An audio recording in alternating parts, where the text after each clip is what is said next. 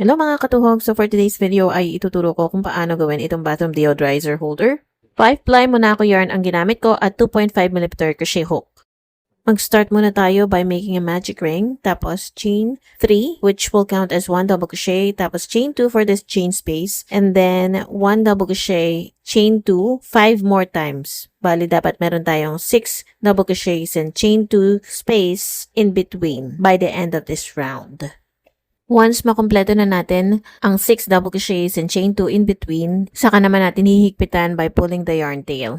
To end round 1, bali mag-work tayo ng slip stitch on top of the third beginning chain. Yun yung chain 3 natin that count as 1 double crochet. So mag-leave tayo dapat ng 2 chains or chain space in between. So makikita nyo, 6 double crochets and 6 chain 2 spaces. For round 2 naman, slip stitch natin dun sa chain space and then dun tayo mag-start ng chain 3 na counted as 1 double crochet, chain 2 for the chain space, at into the same chain space naman mag-work tayo ng 1 double crochet and then followed by chain 2. Para hindi kayo magkamali, dapat for every double crochet may chain 2 in between. So in the next chain space, 1 double crochet, chain 2, and then 1 double crochet. And then chain 2, and then ulitin lang natin yan hanggang sa makabalik tayo. So bali dito sa round 2 na to, nag-work tayo ng increase by working 2 double crochets and chain 2 in between for every chain 2 space. At the end of this round, slip stitch to the third beginning chain.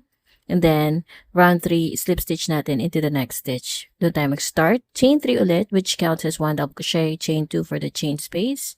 And then, into that same stitch, work 1 double crochet. Ngayon, ang increase naman natin is into every second chain 2 space. Nauna na nga tayo naglagay ng increase. So, into the next chain 2 space, mag-work lang tayo ng 1 double crochet, chain 2. Ito bali yung sequence natin.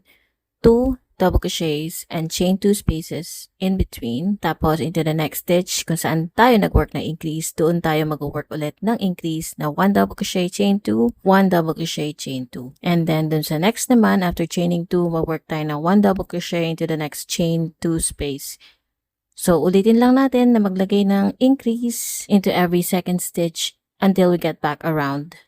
Kailangan natin ng increase para ma-maintain the flat ang ating circle. By the end of this round, kailangan mag-slip stitch tayo dun sa third beginning chain o dun sa chain 3 na nag-count as 1 double crochet. And for the final round or round 4, makikita nyo para hindi kayo malito, mag-work kayo ng increase kung saan nandun yung increase. So, bali for this round, mag-start ulit tayo by slip stitching into the next chain 2 space at mag-work ka lang ng increase doon sa kung saan tayo nag-work ng increase. After that, gawa tayo ng isa pang piraso at pagdudugtungin natin yung kalahati ng side niya. Ang kalahati naman, yun ang opening ng ating bathroom deodorizer. Mag-start na tayong i-join yung dalawang pieces. Make sure the wrong sides are facing together. Tapos, mag-start muna tayo by inserting the hook dun sa 1 double crochet. Tapos, 1 single crochet on top, 2 single crochet into the chain 2 space, and then 1 single crochet into the next stitch. Yun yung double crochets. So, ganito ang gagawin natin para madugtong natin hanggang sa makarating tayo halfway through. Ito nga pala mesh stitch and round circle pattern ay pwede nyo rin gawing coaster o base ng tumbler holder.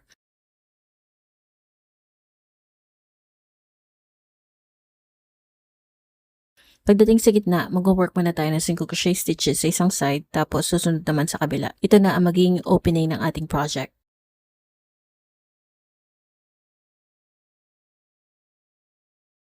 Ngayon, pag nakarating na tayo doon sa pinakadulo ng ating side nitong circle pattern, mag-slip stitch tayo dun sa first stitch na makikita natin. And then, doon naman tayo sa kabila, mag-start mag-work ng single crochet stitches. Tapos, sa side naman na to, maglalagay tayo ng sabitan ng ating bathroom deodorizer. So, makikita nyo, mag-stop ako pagdating ko sa gitna. Ito na yung pinakagitna niya, so mag-work na tayo ng chains. Pwede nyo i-adjust ang haba, depende sa gusto nyo.